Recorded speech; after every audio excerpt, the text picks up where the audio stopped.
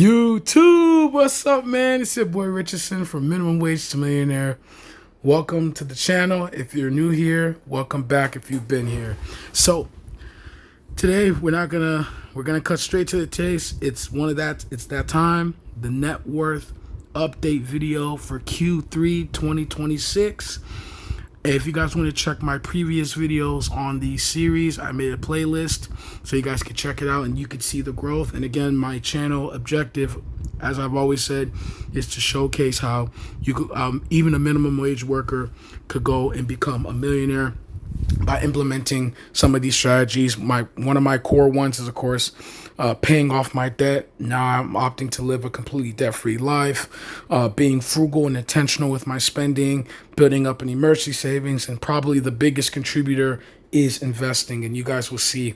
And we actually crossed a certain milestone, and let's just not delay the inevitable. Let's go here, and as you can see, woo, we hit over $32,255 as my total net worth. I'm very, very excited. I think the last time we did this, what was it, right here? I think this is when I updated it, April, because again I do it every quarter. We were at roughly 26,000, I think a little bit above that. So we jumped up over $6,000 in 3 months. And I'll go through and I'll explain the numbers and kind of give you guys a detailed breakdown of how everything is. So, of course, my Roth IRA, I don't know if you guys can see at the bottom, over here. In April, when we last updated it, it was 15,703, which kind of made sense because at that time, I think we were in the beginning stages of the whole Iran war and all that stuff. So fuel prices going down, obviously, in things like war, especially at the beginning of a new war, there's a lot of uncertainty. There's a lot of things that we don't know what's going on, what's going to happen. Markets tend to freak out. So it dipped a little bit, but as you can see, it came back exponentially from that point.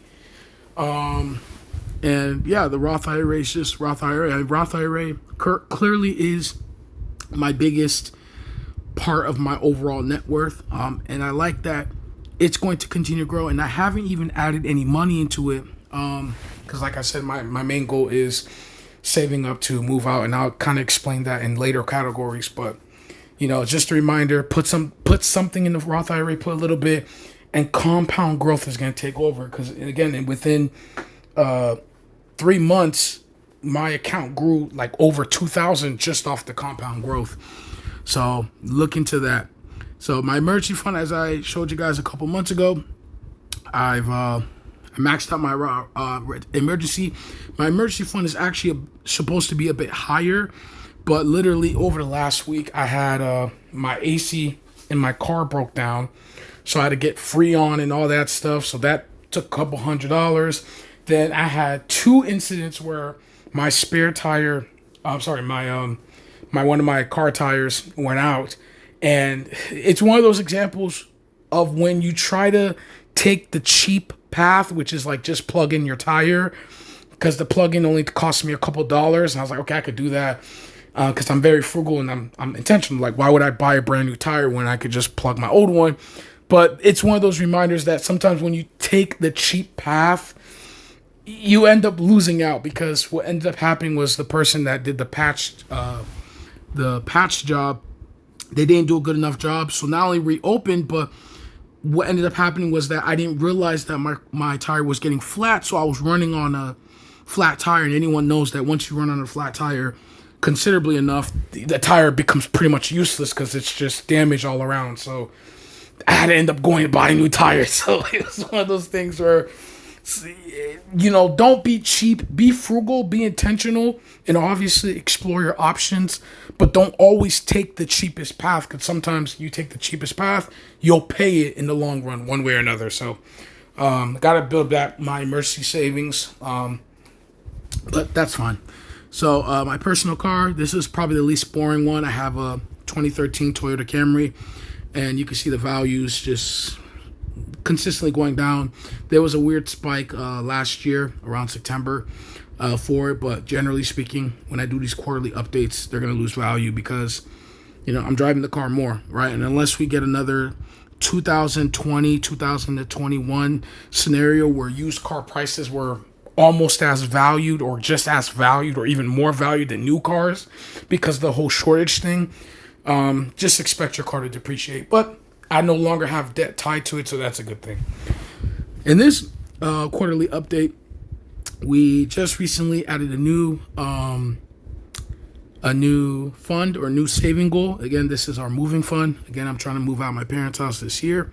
I'm trying to save up to maybe 4,000 or 5,000, and I plan on moving sometime in the fall. I don't want to move too close in the summer because I feel like I need to build that up a lot more, a couple thousand. But I don't want to move too close to the winter because moving in the winter, and I'm probably gonna move either Midwest or somewhere closer up north. So it's like I don't want to get caught moving during the winter. So I'm shooting for late August, early September move, which gives me about 2-3 more months to really get my bearings together. But that's something I'm doing. But as you can see, I'm making pretty good progress there. My checking account. Now, I always have to put this disclaimer in all my videos, but you'll notice with my checking account, I have 1,336. I subscribe to the zero-based budget, zero-sum budget, which just means that when I get paid for my job, I like to allocate my funds to where they need to go, either to savings, paying down debt, investing, etc., so that my checking account, apart from having like maybe a couple $100 here and there, has nothing, because I want every dollar in my checking account to have a job to do.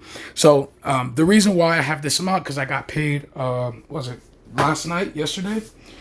I have one of those banks that they pay you 2 days early. And I normally get paid every other Thursday, but in this case, I got paid last night. So I'm going to go ahead and do my budget. It's also the first of the month. So of course I'm going to do my budget, make sure I allocate where I need to do to pay bills, put some of that money to work, pad up my moving fund savings, maybe even put a little bit more in my emergency fund. But by tonight or tomorrow, this will probably be back down to like $100, which is great because, like I said, I like to just allocate my money and make it work for me instead of just sitting in the checking account.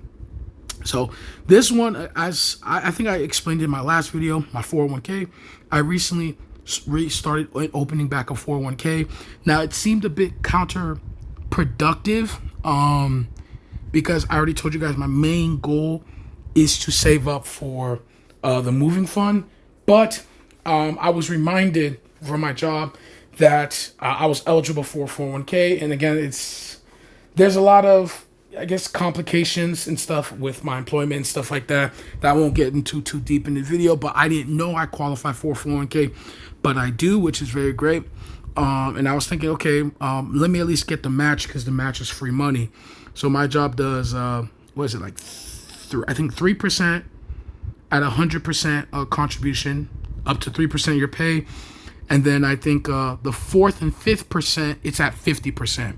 I hope that makes sense. So in other words, you can think about it as the first 4%, I'm going to get a match, and then anything above that would just be my money. So currently I'm just putting a match pre-taxed. And then, of course, after I move and take care of that and pad up my emergency fund, this fund alongside the Roth IRA, I'm going to go crazy on. And my goal is that by the end of the year, I want to max out my Roth IRA once I get that, but I don't want to jump the gun too soon on that. My taxable investing, very boring. Again, you guys can see down here, I put like a couple dollars in there, and I don't do anything with that account. I didn't sell anything. I didn't take anything out. And I still believe in taxable investing, but I want to at least get my tax advantage accounts, which are the the 401k, Roth IRA, and I do plan on opening an HSA in the future. I want to maximize or at least get money in there first because it's tax advantage, and then any, I guess, extra money or any unexpected money I could put into the taxable investment. And then tax savings, I didn't put anything there because I didn't really do too much Uber this last quarter. It's still a good side hustle. I made a video on it. But the last couple months, really after football season, for the most part, it does start to slow down, and it picks up when football season picks up. I think football starts like mid to late August, early September, the regular NFL season. So when that happens, I'm definitely going to go back and doing Uber because you can make some pretty good money there. But as at least in the summer months, apart from like the World Cup games that are going on now, I haven't found to be making too much money, at least in my location. And as I mentioned, when you do Uber Eats, it's all about location. So maybe in your location, it's still worth it. But and because if I'm not generating income from my 1099 work, then I don't have to pay taxes. So yeah, so that's all, guys. Again, 32,255. I'm on my way there. I watch like many videos where they say once he gets to 100,000, it's gonna skyrocket. But honestly, man, slow and steady beats the race. And I want to kind of end this off with a Bible verse, one of my favorite ones. I believe it's Proverbs 11:13 or 13:11. One of those. Forgive me, but it goes along the lines of wealth gained hastily will dwindle, but those who increase it little by little will gain, or something to that effect, which pretty much is the Bible's version of saying money that's gained fast is usually gone fast, but those that learn how to build habits and gain it up sustainably over time, even though it's slower, it will increase more gradually and be more sustainable. So just wanted to keep that in mind while I end this video. So thank you guys for tuning in. This is Richardson from Minimum Wage to Millionaire. May the Lord be with all of you today. Have a nice one.